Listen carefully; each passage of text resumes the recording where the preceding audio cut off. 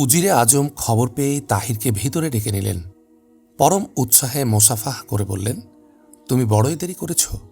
আমি হতাশ হয়ে গিয়েছিলাম। কবে এলে এখানে? তাহির কিছুটা বিস্তৃত বিবরণসহ প্রশ্নের জবাব দেবার চেষ্টা করলেন, কিন্তু তা বুঝতে দেরি হল না যে উজিরে আজমের মন রয়েছে অন্যত্র। তিনি যতটা হতাশ হয়েছেন তার চাইতে বেশি হয়েছেন পেরেশান।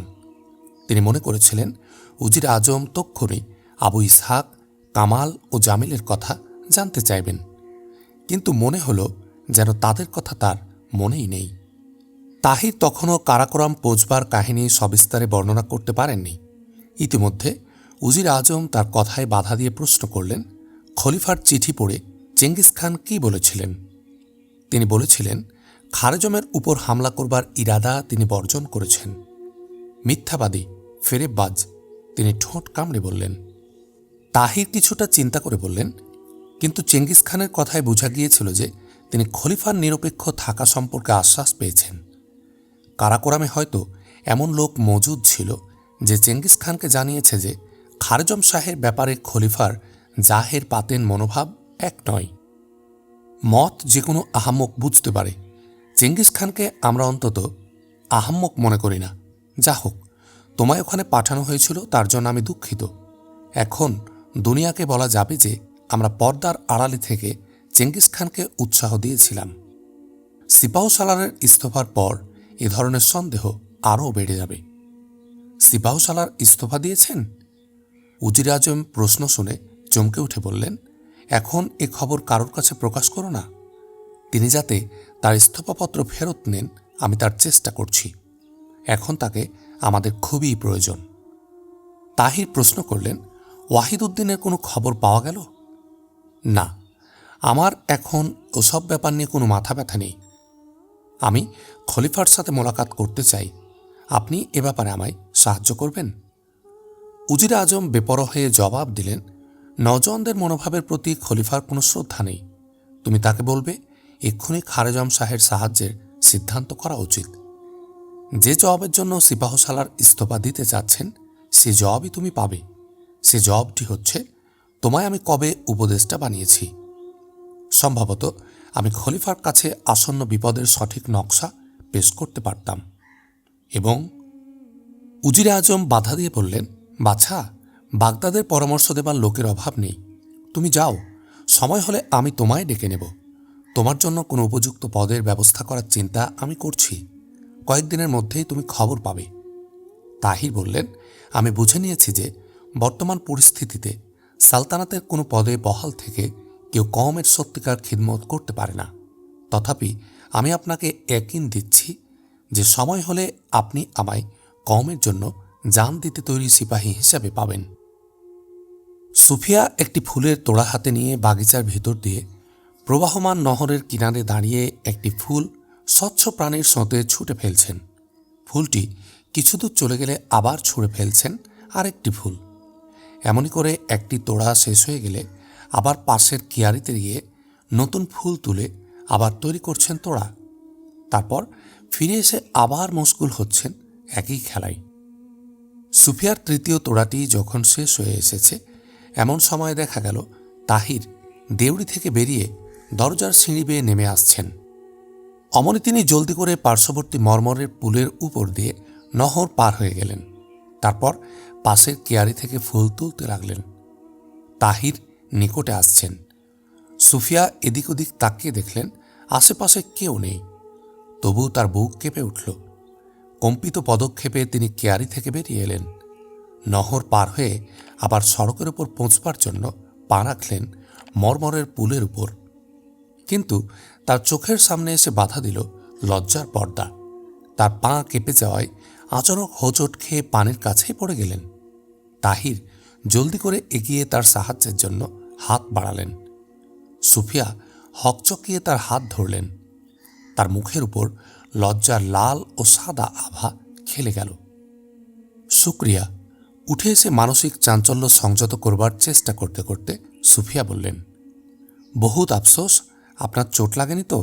তাহির বললেন, না। তাহির দ্বিধাকুণ্ঠিত অবস্থায় পা ফেললেন। সুফিয়া জলদি করে বললেন, আমি এই ফুল তুলছিলাম, এই যে নিন। ফুলগুলো তিনি তাহিরের দিকে বাড়িয়ে দিলেন। বিস্মিত তাহির ফুলগুলো হাতে নিলেন। সুফিয়া বললেন, বাগদাদে আপনার প্রতীক্ষা করা হয়েছে, আপনি বড্ড দেরি করেছেন। হ্যাঁ, অমনই একটা অবস্থা সৃষ্টি হয়েছিল। তাহির আর কিছু না বলে চলতে শুরু করলেন। সুফিয়া কিছুক্ষণ সেখানে দাঁড়িয়ে রইলেন। কেয়ারিতে ফুলগুলো হাসছে, আর নহরের স্বচ্ছ পানি ছলছল কলকল অট্টহাস্য করে চলছে। আরও কয়েকটি ফুল তুলে মরমরের পুলের উপর দাঁড়িয়ে সুফিয়া একটি একটি করে ফুল ভাসাতে লাগলেন নহরের পানিতে। সুফিয়া, সুফিয়া, তুমি আজ ঘরে আসবে না? সাকিনা দেউড়ির কাছে মরমরের সিঁড়ির উপর দাঁড়িয়ে ডাকল। যায় সাকিনা, জলদি করে পা ফেলতে ফেলতে সুফিয়া বললেন। মহল থেকে বেরিয়ে গিয়ে তাহি দরিয়ার পুলের উপর কিছুক্ষণ দাঁড়িয়ে রইলেন। তিনি মনোযোগ দিয়ে ফুলগুলো দেখলেন, তারপর ঝুঁকে পড়ে নিচে প্রবাহমান পানির দিকে তাকালেন। গভীর চিন্তার আবেশে ফুলগুলোর উপর তার হাতের চাপ ঢিলে হয়ে গেল। ফুলগুলো দরিয়ার পানিতে পড়ে ভেসে ভেসে তার দৃষ্টির বাইরে চলে গেল। সুরাইয়া, সুরাইয়া, আমি তোমারই, কেবল তোমারই, বলতে বলতে তিনি চলে গেলেন তার নিজের পথে। প্রতি পদক্ষেপে তার গতি হচ্ছে দ্রুত থেকে দ্রুততর। তাহিরের গৃহে আব্দুল আজিজ, আব্দুল মালিক, মোবারক ও আফজল তার জন্য ইন্তেজার করছেন। তারা তাহিরকে দেখে ক্রমাগত প্রশ্নের পর প্রশ্ন করতে শুরু করলেন। তাহির বেশ স্বস্তির সাথে বসতে বসতে বললেন, আমি হয়রান হচ্ছি এই ভেবে যে এখন এই কথাটা কেন আমার মাথায় আসেনি যে এই মুহূর্তে আমরা এই চক্রান্তের আসল অপরাধীকে ধরতে বা ধরাতে পারলেও তাতে খারেজমের মুসিবতের কোনো ব্যতিক্রম ঘটছে না। হতে পারে উজির আজম এর জন্য দায়ী, হতে পারে খলিফারও এতে হাত রয়েছে, আর এও সম্ভব যে দুজনের কেউ এর জন্য দায়ী নন। কিন্তু এখন অপচয় করবার মতো যথেষ্ট সময় নেই। তাতারি শৈলব প্রলয়ঙ্কর বেগে এগিয়ে আসছে। এই মুহূর্তে সবচাইতে বড় প্রয়োজন বাগদাদের বাসিন্দাদের আসন্ন বিপদ সম্পর্কে অবহিত করে তোলা। তাদের গাফিলতির নিদ ভেঙে দিয়ে জাগিয়ে তুলতে হবে তাদেরকে। বাগদাদে প্রত্যেক ফেরকা অপর ফেরকার বিরুদ্ধে, প্রত্যেক অপর দলের বিরুদ্ধে ঘাঁটি তৈরি করে রেখেছে। তাদেরকে এখন বলে দেয়া প্রয়োজন যে এমন এক ময়দান রয়েছে যেখানে কুফুরের সকল শক্তি সংঘবদ্ধ হয়ে মুসলমানদের সকল শক্তি সংহত করবার আহ্বান জানাচ্ছে। আমার বিশ্বাস এক সার্বজনীন বিপদ আমাদেরকে সম্মিলিত সংগ্রামের পথে চালিত করবে। এমনই অবস্থা এলে যেসব লোক চুপি চুপি তাতারিদের সাহায্য করে যাচ্ছে তারা প্রকাশ্যে ধরা পড়ে যাবে। আমি চাই বাগদাদের প্রত্যেকটি মসজিদ থেকে একই আওয়াজ তুলতে, যে আওয়াজ হবে তাতারিদের মোকাবিলায় আমরা সবাই এক। সবার আগে আমি বাগদাদের জামে মসজিদ থেকে তুলব এই আওয়াজ। আফজল বললে, আল্লাহ করুন আপনি কামিয়াব হন, কিন্তু গত ২-৩ শতাব্দী ধরে বাগদাদের মুসলমান একে অপরের মাথা ভাঙতেই শিখেছে। সুন্নি শিয়ার দুশ্মন আর শিয়া সুন্নির রক্তের জন্য পাগল। হানাফি, মালিকি ও শাফি পরস্পর লড়াই করে যাচ্ছে। আপনি যে মসজিদে যাবেন, সে বৈঠকে বক্তৃতা করবেন, আপনার কাছে প্রথম প্রশ্ন আসবে, হজরত আপনি কোন ফেরকার সাথে যুক্ত রয়েছেন? তাহির জবাব দিলেন, সব মুশকিলের কথাই আমার জানা আছে, কিন্তু এহেন পরিস্থিতিতে যে দীর্ঘকাল কায়েম থাকবে এ কথা মানতে আমি রাজি নই। সার্বজনীন বিপদের অনুভূতি এসব বিভেদ লোপ করে দিতে পারে। আফজল বলল, আপনি চলে যাওয়ার পর শিয়া সুন্নি দ্বন্দ্ব কতটা বেড়ে গিয়েছে তা হয়তো আপনি এখনও শোনেননি। গত কয়েক মাসে কত বেগুনাহ মানুষ অপরের হাতে কতল হয়ে গেছে। তাহির বললেন, তার জন্য দায়ী আমাদের আরামপ্রিয় ওলামা, যাদের সামনে কোনো আদর্শ নেই, কিন্তু আজ তাদেরকে বলে দিতে হবে, তোমাদের মোকাবিলা আজ এমন এক কওমের সাথে যারা প্রত্যেকটি কালেমা পড়া মানুষের দুশ্মন। তোমাদের আজাদির চেরাগ নিভিয়ে দেবে তারা। সেই ওলামাদের আমরা বলবো, তোমরা মুসলমানদের পরস্পরের মধ্যে লড়াই বাঁধিয়ে দেখেছ, আজ কাফেরদের দল তোমাদেরকে ময়দানে নামবার জন্য ডাকছে। আমার বিশ্বাস আওয়াম তাদেরকে তাড়িয়ে ময়দানে নিয়ে আসবে। আব্দুল আজিজ ও আব্দুল মালিকও আলোচনায় অংশ নিলেন। অবশেষে ফয়সালা হল যে জুমার দিন তাহির জামে মসজিদে বাগদাদের বাসিন্দাদেরকে খারেজমের অবস্থা সম্পর্কে অবহিত করবেন এবং তার আগে শহরে জানিয়ে দেওয়া হবে যে একটি লোক বাগদাদের বাসিন্দাদের কাছে খারেজমের মজলুম মুসলমানদের পয়গাম নিয়ে এসেছেন। উঠবার আগে আব্দুল আজিজ বললেন, আমার বিশ্বাস হুকুমত আমাদেরকে বেশিদিন এ ধরনের উদ্যোগ আয়োজনের এজাজত দেবেন না। আগামী কয়েক হপ্তাহ পর আমাদের মঞ্জিল হবে খারেজমের যুদ্ধের ময়দান। কিন্তু এই সময়টার মধ্যে আমাদের কার্যকলাপ হুকুমতের কাছে প্রকাশ না হলেই ভালো হতো। যারা আমাদেরকে তাতারিদের কাছে বিক্রি করে দেবার সিদ্ধান্ত করে রেখেছে তারা তাহিরের বক্তৃতার পর চুপ করে বসে থাকবে না। তখন পর্যন্ত তাহিরকে আমাদের লুকিয়ে রাখতে হবে আওয়ামের জোশ যতক্ষণ না তার জন্য এক অপরাজয় কেল্লা হয়ে উঠেছে। উজিরে আজম অথবা খলিফার মতলব খারাপ হলে তারা শিগগিরই তাহিরকে গ্রেফতার করবার চেষ্টা করবেন। আর দুর্ভাগ্যবশত আমাদের মধ্যে গাদ্দারও কম নেই। তাই আমি আপনাদের সামনে তাহিরের প্রতি বিশ্বস্ত থাকবার কসম করছি। আপনাদেরকেও কসম করবার আবেদন জানাচ্ছি। তামাম দোস্ত তেমনই কসম করলেন। তারপর আব্দুল আজিজ বললেন, এখনও আমাদের মধ্যে কেউ গাদ্দার প্রমাণিত হলে বাকি দোস্তের কর্তব্য হবে তার গর্দান উড়িয়ে দেয়া। সবাই তার প্রস্তাব সমর্থন করলেন। তারপর বৈঠক ভেঙে গেল।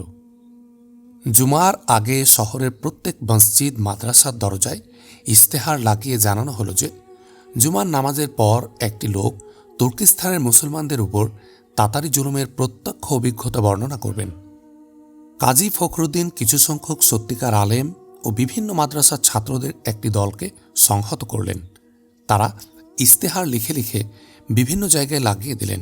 আর কমবয়সী ছাত্ররা বাগদাদের অলি গলিতে ঘুরে ঘুরে লোককে জানিয়ে দিল বাগদাদের মুসলমানদের কাছে তুর্কিস্তানের মুসলমানরা পাঠিয়েছে এক পয়গাম এবং সে পয়গাম বহন করে এনেছেন সেই নওজোয়ান যার বাপ ইসলামী হিলাল ও ঈসাই ক্রুশের মধ্যে লড়াইয়ে জেরুজালেমের উপর উড়িয়েছিলেন মুসলমানদের বিজয় পতাকা এবং ইনাম হিসাবে হাসিল করেছিলেন সালাহ উদ্দিন আইবির তলোয়ার। বৃহস্পতিবার সন্ধ্যায় উজিরে আজম তাহিরকে নিজের মহলে ডেকে নিলেন।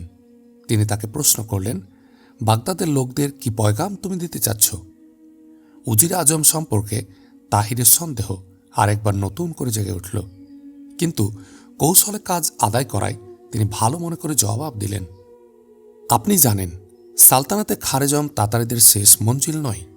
খারেজমে তাদের অভিযান সফল হলে পরবর্তী মঞ্জিল হবে ইরাক। সম্ভবত দৌলতে আব্বাসিয়ার সাথে চেঙ্গিস খানের মৈত্রী সম্পর্ক কায়েম থাকবে, কিন্তু কমজোরের পক্ষে শক্তিমানের দোস্তির উপর ভরসা করা বোকামিরি নামান্তর। এই জন্য আমি চাই আমরা নিকৃষ্টতম পরিস্থিতির জন্য তৈরি থাকব। আমি শুধু চাই বাগদাদের ঘুমন্ত মুসলমানদের জাগিয়ে তুলতে, যেন দুশ্মন এসে গেলে তারা কমসে কম নিজের ঘরের হেফাজত করতে পারে। তুমি সেদিন আমায় কেন বললে না যে তুমি জামে মসজিদে বক্তৃতা করতে চাও? তখনও এ ধারণা আমার মাথায় আসেনি। আপনি আমার জায়গায় থাকলে হয়তো এহেন ব্যাপারে কারোর কাছ থেকে পরামর্শ নেবার প্রয়োজন বোধ করতেন না। আমার ভয় হয় তুমি খলিফার সম্পর্কে কোনো গোস্তাখি না করে বসো। কিন্তু আমার ধারণা এই বক্তৃতা করে আমি খলিফার ও আপনার অতি বড় খিদমত করতে পারব। উজিরে আজমের অনুরোধে তাহির ওখানেই খানা খেলেন। দস্তরখানে কাসিমও হাজির ছিলেন। তিনি এলোমেলোভাবে কতগুলো প্রশ্ন করলেন খারেজম সম্পর্কে। তাহির উজিরে আজমের কাছ থেকে বিদায় নিয়ে এলে কাসিম বারান্দা পর্যন্ত তার সাথে এলেন। তাহিরের সাথে মোসাফা করতে করতে তিনি তাচ্ছিল্যের স্বরে প্রশ্ন করলেন, আপনি এর আগে কোথাও কোনো বড় মাহফিলে বক্তৃতা করেছেন কি? আমি একজন সিপাহী মাত্র, তাহির হেসে জবাব দিলেন। মহলের বাইরে আব্দুল আজিজ ও আব্দুল মালিক নেহায়েত অস্থিরভাবে তাহিরের ইন্তেজার করছিলেন। আব্দুল আজিজ তাকে দেখেই বললেন, আপনি অতি বড় ভুল করেছেন। আমরা ভয় করেছিলাম হয়তো উজিরে আজম আপনাকে বিপজ্জনক মনে করে কয়েদখানায় পাঠিয়ে দেবেন। তাহির জবাব দিলেন, ভয় তো আমিও করেছিলাম, কিন্তু কাল পর্যন্ত আমাদের সম্পর্কে তাকে ভুল ধারণা করতে না হবে সুবুদ্ধির কাজ, নইলে তিনি মসজিদের দরজায় পাহারা বসাবেন। জুমার নামাজের পর এক নওজোয়ান মিম্বরের উপর দাঁড়িয়ে সমাগত লোকদের কাছে তাহির বিন ইউসুফের পরিচয় দিলেন। তাহির বক্তৃতা করতে উঠলেন। এত বড় জনতার সামনে তিনি এই প্রথমবার দাঁড়িয়েছেন। কোরআনে মাজিদের কয়েকটি আয়াত তেলাওয়াত করে তিনি কম্পিত কণ্ঠে বক্তৃতা শুরু করলেন। বাগদাদের বাসিন্দারা অতীতে বিতর্ক সভায় ও বৈঠকে বড় বড় নামজাদা বক্তার বক্তৃতা শুনেছে। খানিকক্ষণ তারা নির্লিপ্তভাবে বসে থাকল। তারপর পরস্পর ফিসফিস করে কথা বলতে লাগল। জলসায় এমন লোকও ছিল যারা বাগদাদের সবচেয়ে বড় মসজিদের মিম্বরে কোনো আগন্তুকের দাঁড়ানোকে মনে করত অপমানকর। আওয়ামের ভিতর কেউ কেউ এ কথাও মনে করত যে আজ একটা বিতর্ক সভা হলেই ভালো হতো। এক মশহুর আলেম উঠে বললেন, আপনি মেহেরবানি করে বসুন, যিনি তুর্কিস্তান থেকে এসেছেন তাকে বলবার মওকা দিন।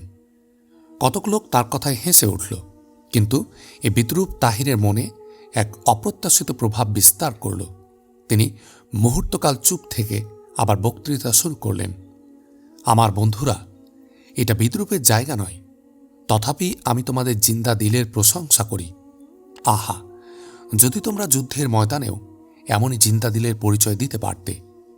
আমি এখানে বক্তৃতা করে প্রশংসা কুড়াতে আসিনি। আমি বক্তা নই, কিস্সা কথকও নই। তোমাদেরকে খুশি করবার মতো কোনো সামগ্রী আমার কাছে নেই। আমি একজন দূত মাত্র। তুর্কিস্তানের যে মুসলমানদের মস্তক স্তূপীকৃত করে তাতারি ফৌজ তাদের বিজয়ের স্মৃতিস্তম্ভ তৈরি করছে, তাদেরই দূত আমি। আমি ইসলামের সেই বীর কন্যাদের দূত, যাদের ইজ্জতের রক্ষকরা আজ খাক ও খুনের মধ্যে তড়পাচ্ছে। এখনও তাদের শেষ আশাস্থল তোমরা।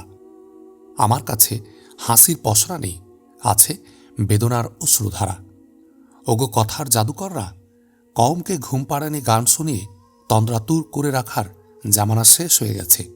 আমি তোমাদের মওতের নিদ ভাঙাতে চাই। আমার কথা কান দিয়ে শোনো। তাহিরের আওয়াজ ক্রমেই বুলন্দ হয়ে উঠেছে। থেমে থেমে কথা বলা জবানে এসেছে পাহাড়ি নদীর গতিবেগ। ধীরে ধীরে মানুষ অনুভব করতে লাগল সেই পাহাড়ি নদীর মৌজ। সে দরিয়া যেন একে একে বাঁধ ভেঙে এগিয়ে যাচ্ছে সামনের দিকে। লোকগুলো যেন ভেসে যাচ্ছে এক সয়লাবের সাথে। অতীতের নেকাব তুলে ফেলে তিনি ইশারা করছেন এক ভুলে যাওয়া মঞ্জিলের দিকে, যেখান থেকে মরুচারীরা বেরিয়ে এসেছিল দুনিয়া জয়ের ইরাদা বুকে নিয়ে। ইতিহাসের পৃষ্ঠা খুলে তিনি তুলে ধরছেন সেই মুজাহিদ্দিনের কাহিনী, যারা মাশরিক মাগরিবে উড়িয়েছিলেন ইসলামের জয় নিশান। তিনি ইশারা করছেন ভাবিকালের বুকে লুকানো ঝঞ্ঝার দিকে। জনতা রুদ্ধ নিঃশ্বাসে শুনে যাচ্ছে তার কথা। অনেকেরই চোখে পানি। এক নওজোয়ান বহু কষ্টে রুদ্ধ করেছিল কান্নার বেগ। তাহির বলে যাচ্ছেন, কওমি জিন্দেগির দুর্ভাগ্যের কালিমা অশ্রু দিয়ে মুছে ফেলা যায় না, তা মুছে ফেলতে হয় খুন দিয়ে। মনে রেখো, যে জিন্দেগি তোমরা যাপন করছো তা হচ্ছে প্রকৃতির প্রতি বিদ্রূপ। প্রকৃতির প্রতি বিদ্রূপ করে যারা, তাদেরকে প্রকৃতি কখনো ক্ষমা করে না। একদিন মুসলমান কাফের বাহিনীর মোকাবিলায় দাঁড়িয়েছে দুর্ভেদ্য প্রাচীর হয়ে, কিন্তু আজ যখন কাফেররা তাদের সকল শক্তি তোমাদের বিরুদ্ধে সংহত করছে, তখনও তোমাদের আলেম সমাজ তোমাদেরকে বাগদাদের চৌরাস্তায় এনে জমা করে একে অপরের মাথা ভাঙবার পরামর্শ দিচ্ছে। বাগদাদের একটি দলের নামজাদা বক্তা বলে পরিচিত এক ব্যক্তি হঠাৎ দাঁড়িয়ে চিৎকার করে উঠল, আমি বহুত আদব ও শ্রদ্ধা সহকারে প্রশ্ন করছি, আপনি কোন ফেরকায় যুক্ত রয়েছেন? তাহির তাকে বসতে ইশারা করে বললেন, আমি এক মুসলমান। কোন ধরনের মুসলমান? লোকটি আবার প্রশ্ন করলেন। তাহির উঁচু গলায় জবাব দিলেন, তোমরা ৩০০ বছর ধরে মুসলমানদের ধরন গণনা করে এসেছ, কিন্তু আজ আসল নকল সত্য মিথ্যার ফায়সালা হল না। এর একমাত্র কারণ, তোমরা অপরকে ইসলামের কষ্টি পাথরে বিচার করো না, বরং তোমরা প্রত্যেকে নিজের জন্য আলাদা আলাদা কষ্টি পাথর তৈরি করে নিয়েছ। আর সে কষ্টি পাথরের বিচারে একমাত্র নিজে ছাড়া আর কেউ উতরে যেতে পারে না। বন্ধুগণ, হতে পারে আমি স্বল্প শিক্ষিত বলে তোমাদের মতো চিন্তা করতে পারব না, কল্পনার পাখা জুড়ে দিয়ে মুক্ত আসমানে উড়ে বেড়াতে পারব না। অপরের ঈমান পরিমাপ করবার যে কষ্টি পাথর তোমরা বানিয়েছ, তাতে আমি উতরে যেতে পারব না। আমার মতো লাখ লাখ মুসলমান হয়তো সেই কোষ্টি পাথরের বিচারে পুরো উতরে যেতে পারবে না, কিন্তু তোমরা যদি খারেজমের কোনো ময়দানে আমার পাশাপাশি ঘোড়ায় সাওয়ার হয়ে যেতে আর ওখানে প্রশ্ন করতে আমি কোন ধরনের মুসলমান, তাহলে আমি তোমার জবাব দিতাম। সামনে কয়েক কদম পরে মজুদ রয়েছে মোমেনের ঈমান পরীক্ষা করবার কোষ্টি পাথর। যদি আমি কাফের বাহিনীর তীর বৃষ্টির মাঝখানে দাঁড়িয়ে হাসতে পারি, যদি তাদের তলোয়ারের নিচে দাঁড়িয়ে কালেমা পড়তে পারি, যদি আমার শাহরগের কাছে মৃত্যুর মুঠি দেখেও আমার পা না কাঁপে, তাহলে বুঝে নিও যে আমি এক মুসলমান। যদি আমার দেহ কাফেরদের ঘোড়ার পায়ের তলায় দলিত হয় আর মৃত্যুর ভয়াবহ মুহূর্তেও মুখ থেকে দোয়া বেরিয়ে আসে, ইয়া আল্লাহ, তোমার মাহবুবের উম্মতের ঝান্ডা বুলন্দ রেখো, তাহলে বুঝবে আমি এক মুসলমান। ভাইরা, আমার কথায় কিছু মনে করো না। তোমরা প্রতিদিন বাগদাদের চৌরাস্তায় যা নিয়ে বসে যাও তা মোমেনের ঈমানের কোষ্টি পাথর নয়। তাদের ঈমানের কোষ্টি পাথর হচ্ছে ময়দানে জিহাদ। সেখানে প্রত্যেক মুসলমানের খুনের রং একই রকম, লাল। হোক সে শিয়া, সুন্নি, হানাফি অথবা মালিকি, হোক তোমাদের মতো বুদ্ধিদীপ্ত আলেম অথবা আমার মতো স্বল্প শিক্ষিত। দারুল আমানে যদি তোমরা 1000 বছর ধরে বিতর্ক করতে থাকো, তাহলে প্রমাণ করতে পারবে না কে মিথ্যা আর কে সত্য। কিন্তু কোকন্দে আমি নিজের চোখে দেখেছি এক ফিরকার মুসলমান অপরের জন্য বর্মের মতো দাঁড়িয়ে গেছে। হামলার সময়ে তাদের কণ্ঠের ধ্বনি ছিল এক, শাহাদাত বরণের সময়ে তাদের কালেমা ছিল এক। তারা সবাই ছিল একই ধরনের মুসলমান। হ্যাঁ, ময়দানের বাইরে কয়েক ধরনের মুসলমান আমি দেখেছি। আমাদের মধ্যে এ কথা বলবার লোকও আছে যে শক্তিমান দুশ্মনের বিরুদ্ধে জিহাদ জায়েজ নয়। এমন ধরনের লোকও আছে যারা দুশ্মনের নাম শুনেই পালাবার পথ খোঁজে। এমন লোকও দেখা যায় যারা ব্যক্তি হিসেবে নিজেকে চেঙ্গিস খানের করুণা পাবার যোগ্য প্রমাণের জন্য আলামে ইসলামকে তাতারিদের কাছে বিক্রি করে দিচ্ছে। তোমাদের এই শহরে যেখানে প্রত্যেক আলেম অপরের ঈমানের পরিমাপ করতে ব্যস্ত, সেখানে উঁচু বালাখানার বাসিন্দাদের এমন এক জামাত মজুদ রয়েছে যারা তুর্কিস্তানের উপর তাতারি হামলার সাহায্য করছে। আমার প্রিয় ও বুজুর্গ বন্ধুগণ, বাগদাদের এত বড় জনসমাবেশে আরেকবার বক্তৃতা করবার মৌকা হয়তো আর কখনো আসবে না। আমার কথা কটি মনোযোগ দিয়ে শোনো এবং যারা কম বেশি করে কওমের ভবিষ্যৎ চিন্তা করে তাদের কাছে পৌঁছে দিও আমার এ পয়গাম। তাতারি সয়লাব মামুলি সয়লাব নয়। বর্তমান মুহূর্তে দৌলতে খারেজম হচ্ছে সে সামনে সর্বশেষ প্রতিরোধের পাহাড়। যদি সে পাহাড় ধ্বংস হয়ে যায়, তাহলে সে সয়লাব ওখানেই শেষ হয়ে যাবে না। তার উন্মাদ তরঙ্গ দোলা একদিন বাগদাদের উঁচু বালাখানার ভিত কাঁপিয়ে দেবে। তোমাদের গাফলত দুনিয়ার বুক থেকে আমাদের নাম নিশানা মিটিয়ে দেবে। আমি এ কথা বলছি না যে ইসলাম মিটে যাবে। ইসলাম মিটে যাবার জন্য আসেনি। এ হচ্ছে আল্লাহর দিন। তোমরা যদি তার হেফাজত করতে নাই পারো, তাহলে আল্লাহ তার কোনো কওমকে তার হেফাজতের জন্য মনোনীত করবেন। এ হচ্ছে এমন জাহাজ যার উপর কোনো ঝড় তুফান গালিব হতে পারে না। এ জাহাজ চিরকালই থাকবে ভাসমান। যদি তোমরা আল্লাহর এ জাহাজ ছেড়ে আর কোনো কিস্তিতে সাওয়ার হও, তাহলে তোমরাই ডুবে মরবে, আর কোনো কওম সাওয়ার হবে এ জাহাজে।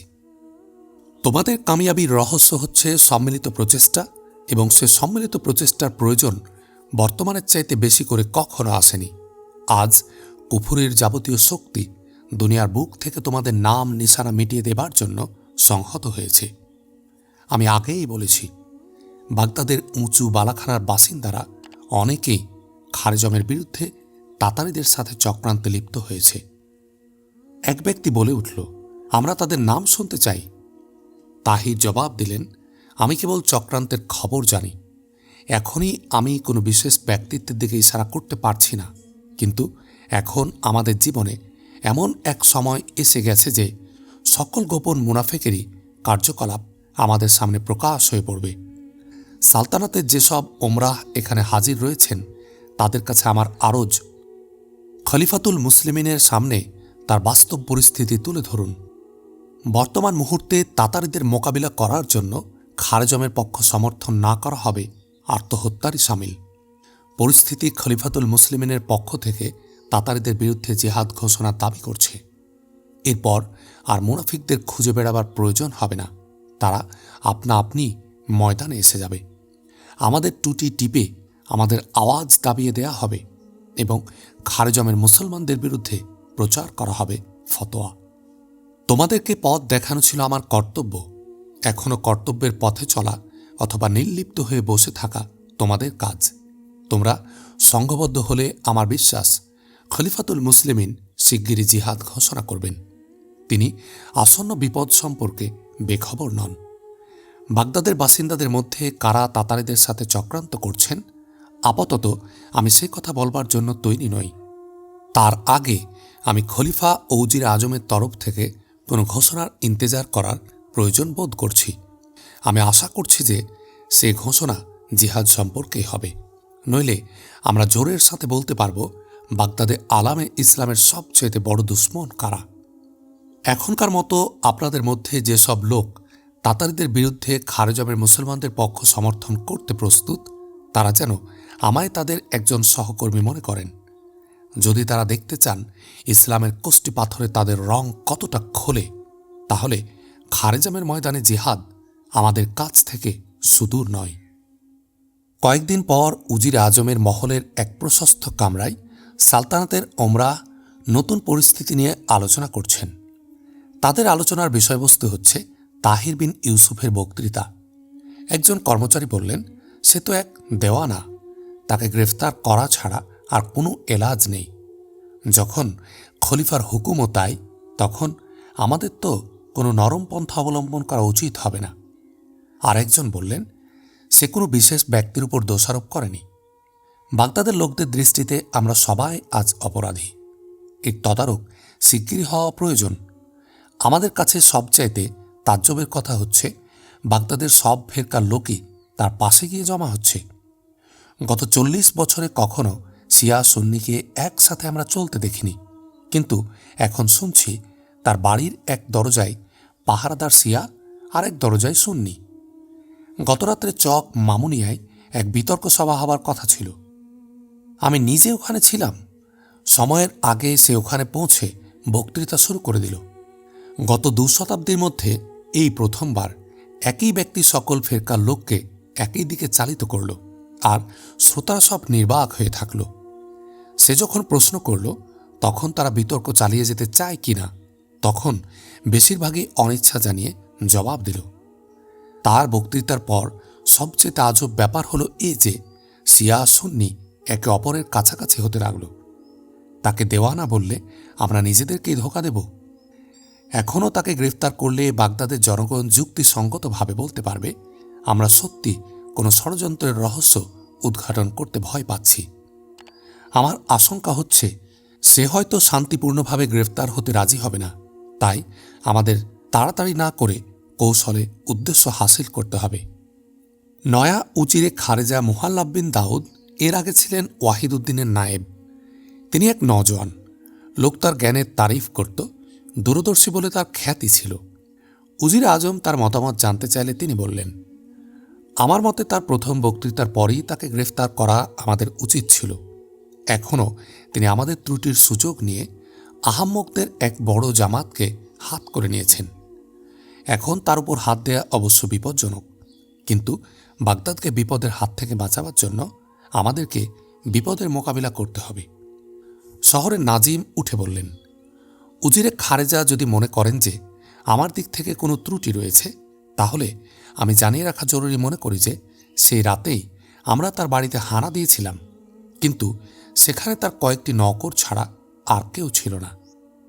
পরের রাত্রে গুপ্তচর খবর দিল যে তিনি শহরের এক মসজিদে রয়েছেন। আমি সেখানে 200 সিপাহী পাঠিয়ে দিলাম, কিন্তু তার হেফাজতের জন্য সেখানে মজুদ ছিল 3000 নওজোয়ান। উজিরে খারেজা বললেন, কিন্তু আমাদের কাছে সিপাহীর কমতি তো ছিল না। উজিরে আজম জবাবে বললেন, আমাদের সিপাহী ও অফিসারের মধ্যে বহু লোক তার পক্ষে চলে গিয়েছে। আমার মহলেও গত কয়েকদিন ধরে যেসব ফয়সালা হয়েছে, যে কোনো উপায়ে তা তার কানে গিয়েছে। এক সন্ধ্যায় আমরা খবর পেলাম যে তিনি ইশার নামাজের পর মসজিদে বক্তৃতা করবেন। অমনি আমি 500 সিপাহীকে সাদা পোশাকে সেখানে পাঠিয়ে দিলাম। তাদেরকে নির্দেশ দেওয়া হয়েছিল যে বক্তৃতার পর তারা তার চারদিক ঘিরে থাকবে এবং মসজিদ থেকে বাইরে আসা মাত্র তাকে গ্রেফতার করে আনবে। কিন্তু যথাসময়ে খবর পেয়ে তিনি আর মসজিদে এলেন না। এখন খলিফার হুকুম, তাকে যে কোনো উপায়ে গ্রেফতার করতে হবে। এ হুকুম তালিম করা ছাড়া আমাদের আর কোনো উপায় নেই। 50 জন মুফতি আজ তাকে বিদ্রোহী ঘোষণা করে ফতোয়া দিয়েছেন। কাল এ ফতোয়া প্রচার করা হবে। তারপর আওয়ামের প্রতিক্রিয়া দেখে উপযুক্ত ব্যবস্থা করা হবে। উমরাহ বৈঠক শেষ করে চলে গেলেন, কিন্তু মুহাল্লাব বিন দাউদ আরও কিছুক্ষণ উজিরে আজমের সাথে আলাপ করলেন। মুহাল্লাব প্রশ্ন করলেন, বাগদাদে তার পুরনো দোস্ত কে কে আপনার জানা আছে? উজির আজম জবাব দিলেন, কাসিমের সব কিছু জানা আছে। মুহাল্লাবের অনুরোধে উজির আজম এক খাদেমাকে হুকুম দিলেন কাসিমকে ডেকে আনতে। কাসিম এলে উজির আজম উঠে আরেক কামরায় চলে গেলেন। তারপর কাসিম ও মুহাল্লাবের মধ্যে চলল কথাবার্তা। কাসিম বললেন, আমার মতে তার যেসব দোস্ত রয়েছে তাদের মধ্যে একমাত্র আফজলকে দিয়ে আমাদের উদ্দেশ্য হাসিল করা যেতে পারে। তাহিরের সাথে তার ভাব রয়েছে সত্যি, কিন্তু সে আব্দুল আজিজ, মোবারক ও আব্দুল মালিকের মতো চাকুরি থেকে ইস্তফা দেয়নি। মুহাল্লাব প্রশ্ন করলেন, কাল আপনি ওকে খাবারের দাওয়াত দিলে এখানে আসবে? গত কয়েকদিন সে আমার সাথে দেখা করেছে। আমাদের মধ্যে সম্পর্ক তেমন খারাপ নয়। একদিন সে তার অতীতের গোস্তাকের জন্য মাফও চেয়েছিল। যতক্ষণ সে হুকুমাতের কর্মচারী ততক্ষণ আমরা তাকে নানা রকম আশা দিতে পারব। আপনি ভালো মনে করলে তাকে এখানে নিয়ে আসার ভার নতুন সিপাহ সালারের উপর ন্যস্ত করা যাবে। মুহাল্লাব উঠে মোসাফা করতে করতে বললেন, বহুত আচ্ছা, তাহলে কাল আপনার এখানে আমার সিপাহ সালারের এবং আফজালের দাওয়াত রইল। সুফিয়া আজও যথারীতি বারান্দার ছাদে দাঁড়িয়ে জানালায় কান পেতে অনেক কিছু শুনে নিয়েছে। কাসিম ও মুহাল্লাব বাইরে বেরিয়ে গেলে তিনি নিচে নিজের কামরায় চলে গেলেন। মুখোমুখি কামরার দিকে তাকিয়ে তিনি দেখলেন সাকিনা ঘুমিয়ে রয়েছে। ঘুমাবার আগে সুফিয়া নতুন নতুন ঘটনার বিবরণ লিখে রাখেন এবং ভোরে তা মহলের দরজায় এক পাহারাদারের হাতে পৌঁছে দেন। তিনি যথারীতি কাগজ কলম নিয়ে বসে গেলেন, কিন্তু কয়েক পংক্তি লেখার পরেই তার মনে এলো এক নতুন ধারণা। সে ধারণা তার মনের নীরব তন্ত্রীতে তুলল এক সুরের ঝঙ্কার। হালকা মধুর সুর মূর্ছনা বুলন্দ হতে লাগল। তার মনে হলো যেন সে মন ভোলানো সুর এক গুর গম্ভীর সঙ্গীত হয়ে কোলে টেনে নিচ্ছে সারা সৃষ্টিকে। এ যেন এক ঝড় তাকে উড়িয়ে নিয়ে যাচ্ছে, এক সয়লাব তাকে ভাসিয়ে নিয়ে যাচ্ছে। সে যেন এক ভয়াবহ মেঘ গর্জন আর ঝড়ো হাওয়ার প্রচণ্ড আওয়াজ, কিন্তু সে ঝড়ে উড়ে যাবার ভয় নেই তার। সে বন্যার তরঙ্গবেগ নিরুৎসাহ ব্যঞ্জক, তবু তিনি ভেসে যেতে চান তার সাথে। তার শিকড় ছিঁড়ে যাচ্ছে, কয়েদখানার দরজা খুলে যাচ্ছে, বাগদাদের উঁচু ইমারত নিশ্চিহ্ন হয়ে যাচ্ছে তার দৃষ্টির সামনে থেকে। তিনি দাঁড়িয়ে আছেন তাহিরের সাথে সাহারায় আরবের এক মরু বাগিচায়। কল্পনার দোলায় তার হাত থেকে কলম পড়ে গেছে। তার মনে হয় যেন সহসা ছিঁড়ে গেছে তার অস্তিত্বের তন্ত্রী। প্রশস্ত কামরা তার চোখে লাগছে জিন্দান খানার মতো। পড়ে যাওয়া কলম তিনি হাতে তুলে নিলেন, কিন্তু না লিখে তিনি কাগজের উপর টানতে লাগলেন সোজা বাঁকা রেখা। তারপর খানিকক্ষণ চিন্তা করে কাগজের খালি জায়গায় লিখতে লাগলেন তাহির বিন ইউসুফের নাম। তারপর কাগজটা ছিঁড়ে ফেলে দিয়ে উঠে বিছানায় গিয়ে শুয়ে পড়লেন। মনকে সান্ত্বনা দেবার জন্য তিনি বারবার বললেন আপন মনে, আমি তার সাথে দেখা করব। আমি তাকে বুঝাতে পারব যে এখন বাগদাদে থাকা তার পক্ষে বিপজ্জনক। আমি তাকে বলবো আমায় এ খাঁচার বন্ধন থেকে মুক্তি দিতে। এখানে আমার জন্য অন্য কেউ নেই। তিনি হয়তো যেতে চাইবেন না, তবু আমি তাকে বুঝিয়ে দেশে ফিরে যেতে রাজি করাবো। আমি চাচাকে বলবো না, সাকিনাকে দিয়ে বলাবো, তাহলে তিনি মেনে নেবেন। আর যদি নাই মানেন তবু আমার পরোয়া নেই। বাগদাদের কোনো কাফেলা আমায় পৌঁছে দেবে সে মরু দেশে, কিন্তু এমন অবস্থায় তিনি আমায় তাড়িয়ে দেবেন না তো? না না, তিনি তেমন লোক তো নন। তিনি আমারই তাহির। তিনি ঘুমিয়ে পড়লেন। ঘুমের মধ্যেও তার মুখে লেগে রইল এক টুকরো হাসি। পরের রাত্রে কাসিমের দস্তরখানে নয়া, সিপাহসালার, মুহাল্লাব ও আফজল হাজির হয়েছেন। খানা শেষ হয়ে গেলে তারা দরিয়ার কিনারে কাসিমের বসবার কামরায় গিয়ে পৌঁছলেন। খানার কামরায় কান পেতে সুফিয়া তাহিরের সম্পর্কে বিশেষ কিছু শুনতে পারেননি। তারা অপর কামরায় যাবার জন্য উঠলে সুফিয়া তাদের আগেই সংকীর্ণ সিঁড়িপথ বেয়ে বাইরের গ্যালারিতে গিয়ে পৌঁছলেন।